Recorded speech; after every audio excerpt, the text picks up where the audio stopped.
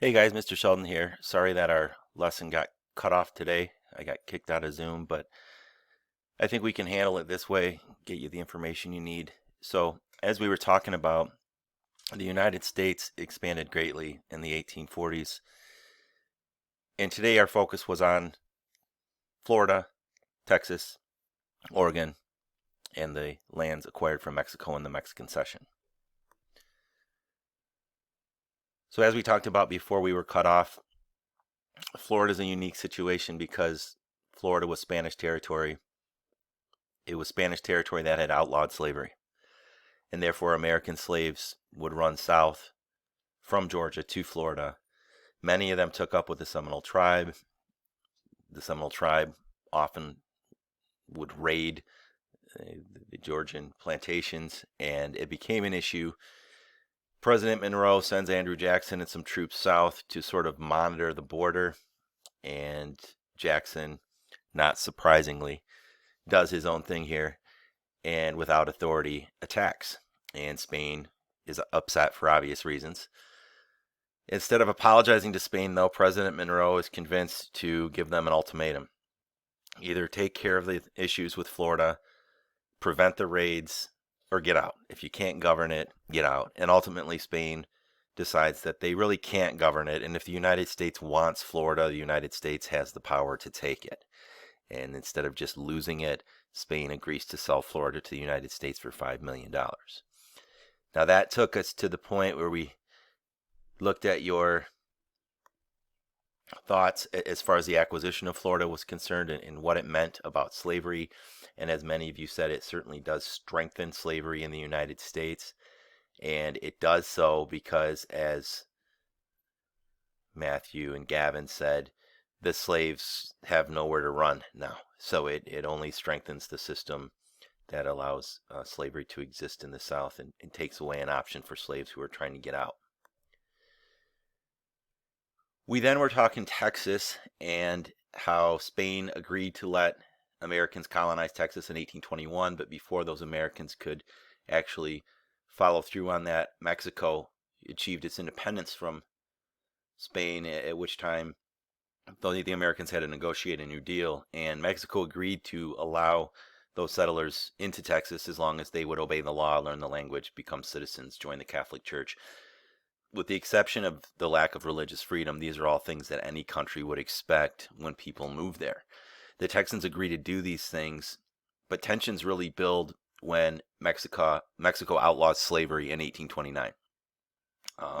That's a law that is very difficult for these Americans to follow because one of the main reasons they came to Texas was so that they could plant cotton and build plantations with slave labor. So this really is a sticking point as far as the law is concerned. In addition to this, Texans are not learning the language. They're not respecting the culture. They're not going to the Catholic Church.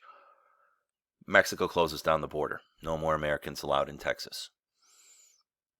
The dictator, Antonio Lopez de Santa Anna, refuses to hear the complaints of Sam Houston and the other Texans. He actually locks Sam Houston up for a while, and this leads to a full-scale rebellion. Now, this is where we left off, and this is the video that didn't work, and then I got kicked out of Zoom, and nothing worked. But you should be able to watch this on your device, but I'm going to play it here as well. This is about the Alamo, the first fight between those Texans and Santa Anna's army at this old Spanish mission where Spanish missionaries had once gone to convert natives to Christianity. That's now being used as a fort at this point where the Texans make a stand.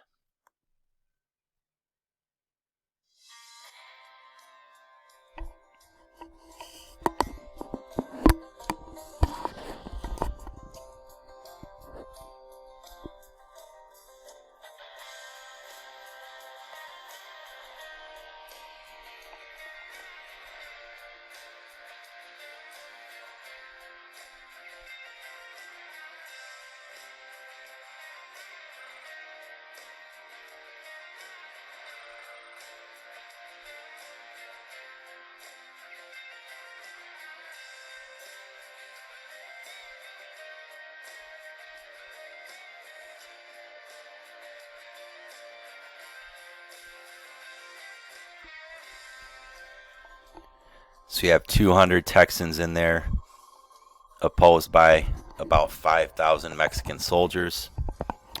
Santa Anna gives the Texans every opportunity to surrender. They refuse. He makes it known that if they stay and fight, there will be no prisoners taken. Everyone will die. After 13 days of fighting, the Mexican army is able to, as it says here, overwhelm the Texans, storm the walls. And the only people left alive were women and children. And Santa Anna did this intentionally so that they could go and let others know basically what happened at the Alamo. That this is what happens when you mess with Santa Anna. And this is what happens when you mess with this powerful dictator. Instead, the message received is remember the Alamo. It's a rallying cry. It's a motivator. It's inspiring that these men fought to the death. And at the Battle of San Jacinto, they're victorious over the Mexican army. They capture Santa Anna, and he signs a treaty giving Texas its independence. And for the next 10 years, Texas is the Lone Star Republic, an independent country.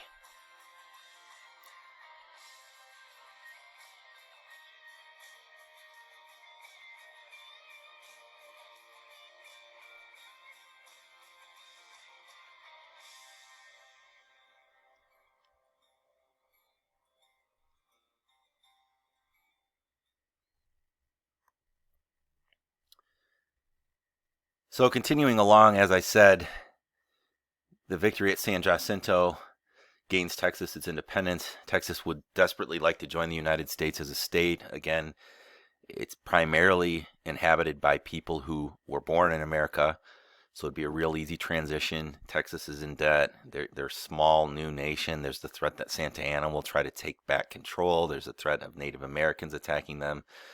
But Texas is not immediately annexed or added to the United States. And the next thing I was going to ask you to do, and again, you can do this on your own, was to think about why Americans didn't want to annex Texas when they first became independent.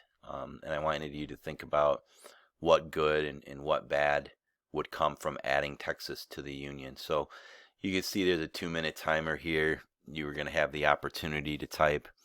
We'll talk about this next time. What I wanted you to consider was that with the addition of Texas, we have more slavery, and slavery is growing. So for Northerners who are opposed to slavery, adding Texas is a bad idea.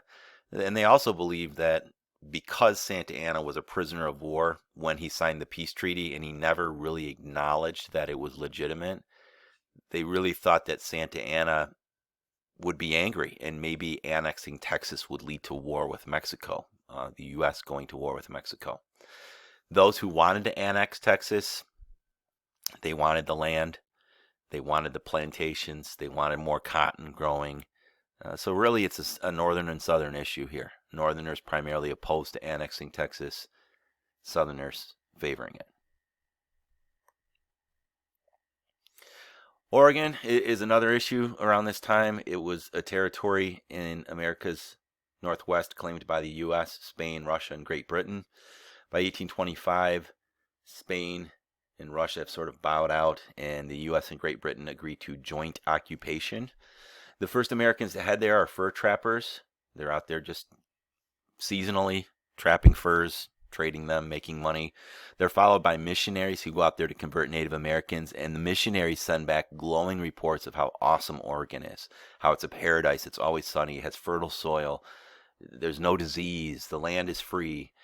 And so this leads to a mass migration in 1843, and I asked you guys to play the Oregon Trail computer game, because in that game you really experience some of the same things that they did, except in a game instead of reality. It's a difficult journey, 2,000 miles, river crossings, you're dealing with death, you're dealing with disease.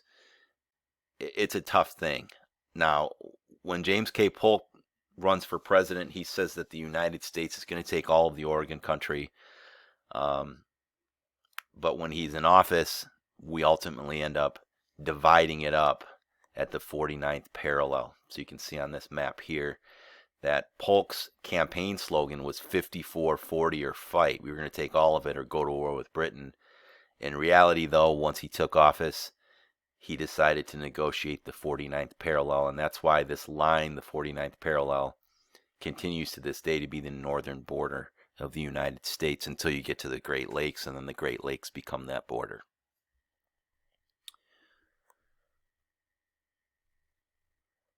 President Polk, an expansionist, like I said, really wants to fulfill America's manifest destiny, and there's one piece left, and that's these big territories of California and New Mexico.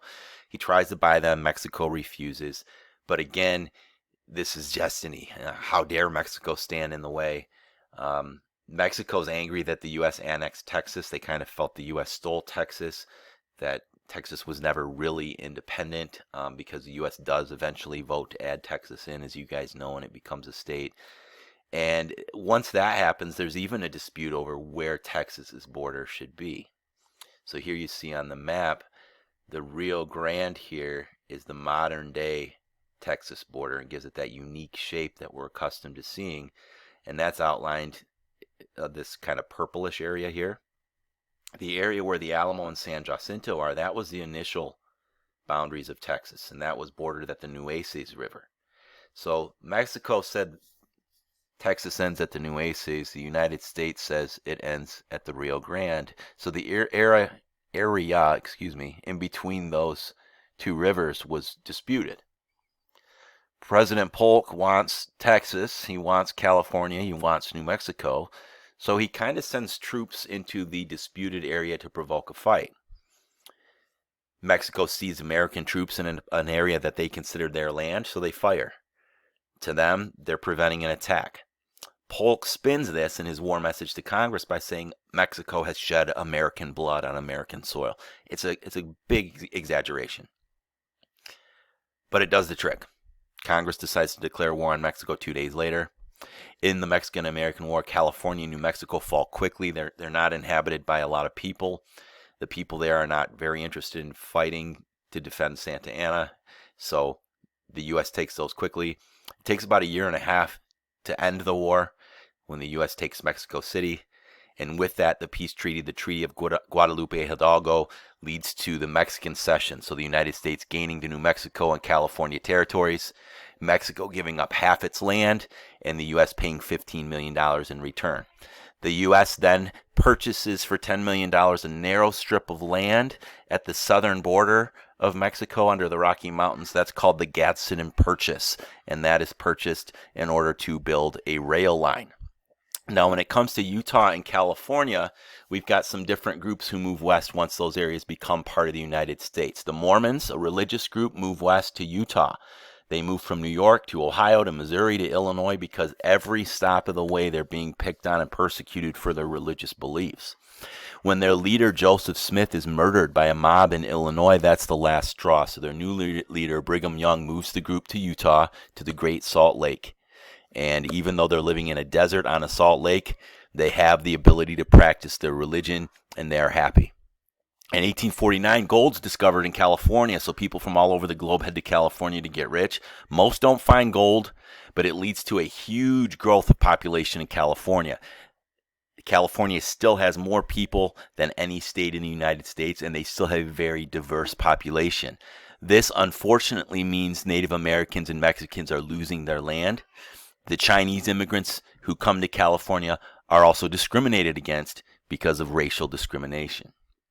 Now, the last thing that we were going to do, unfortunately we couldn't, was this time to climb game, which was going to be pretty fun. And maybe we'll do this next time we get together at the start. We'll just skip ahead to this. But you can play it on your own. And so you can just click on a character and see how many you answer correctly. But that's kind of what we were going to do here before things got goofy. So hopefully everybody is good with that now. And that's that. So take a look at it. I'll start with the trivia game next week, like I said, and we'll go from there. All right.